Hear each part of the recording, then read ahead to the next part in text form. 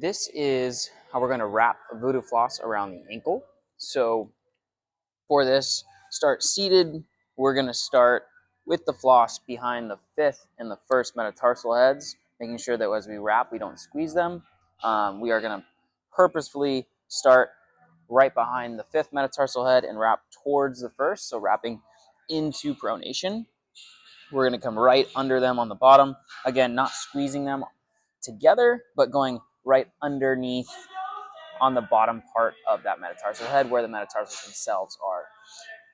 So then as we wrap around, we're going to slightly overlay, making sure that we wrap nice and snug, not enough to cut off circulation, but just enough to be tight and supportive to the foot and the ankle. You want to cover as much ground on the ankle as you can. It gets a little tricky when you get towards the heel.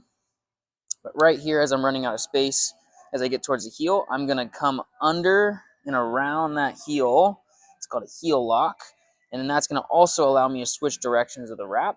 And now I'm going to be wrapping the tibia and the rest of the shank, the shin, into external rotation now instead of internal rotation.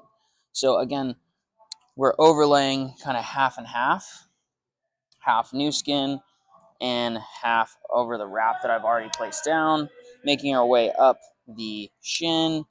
And we want to get to kind of the base of the calf, right at that MTJ, the myotendinous junction of the Achilles and the calf. Ideally, you have enough wrap to get there. People with longer legs, it'll be tougher. And then we're going to tuck the end of that floss into one of the wraps, and then now we're set to go.